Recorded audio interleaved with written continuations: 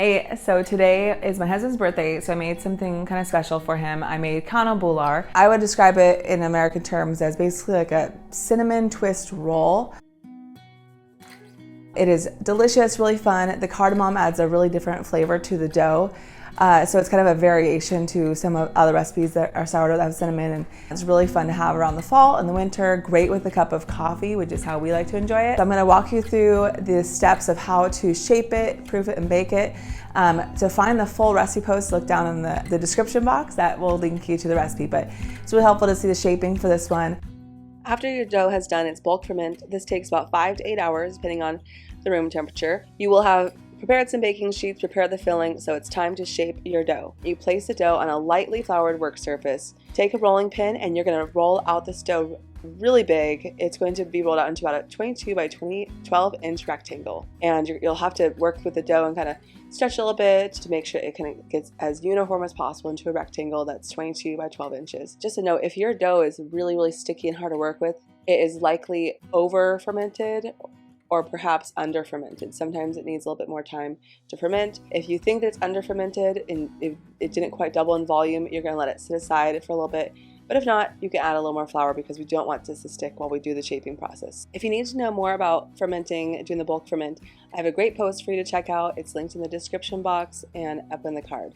Once that's done, you will take a spatula to spread your filling across the surface of the dough. You will leave a ½ inch margin along the longest sides. So fill it as evenly as possible, get all the filling across the middle, and then once that's done, you'll fold the dough in half so that the long edges that are not covered with the filling can seal to one another. So fold those, seal those with your fingers. Before I start dividing, I think it's a good idea to cut off the very edges that are a little bit uneven so you have the most uniform shapes. So cut those off, set those aside. You can toss them or bake them into a mini roll if you would like. And then it's time to divide the dough into 16 equally width pieces. You can do this by eyeball, or I like to use a ruler to get started and cut it at the 11-inch mark along the 22 inches of the length. And then from there, divide it in half, each of those halves in half again. So you have 4 sections, and then each of those 4 sections is going to be divided into fourths to equal 16 total pieces. Each section should be about 1 3/8 inches. And it's time to shape these little knots. So you'll pick up a piece and take it in both hands, and you'll give it twists in both directions about 4 times until it has a nice even spiral look.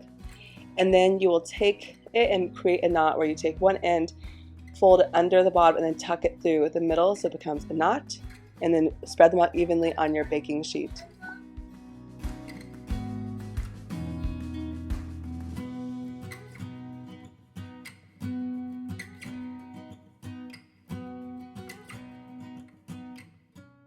I love how the shapes of these are not really uniform and they look more rustic.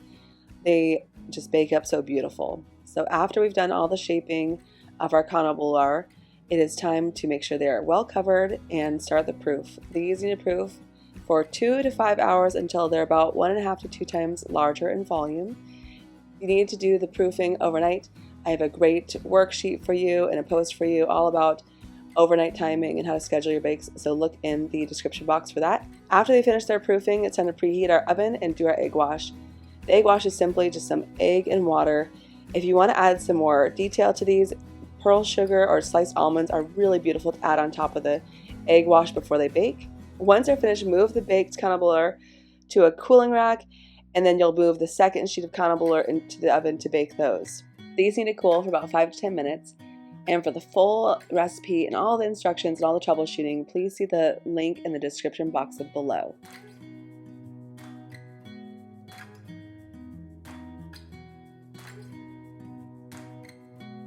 I hope you enjoyed that video. Yeah, let me know if you make this. I would love to see your pictures, hear how it goes for you. And if you like this video, please like it, share it with a friend, and I would love to have you subscribe to this channel so you can see more videos that I put out on sourdough and other baking things. So have a great day. Keep connecting with bread with people that you love.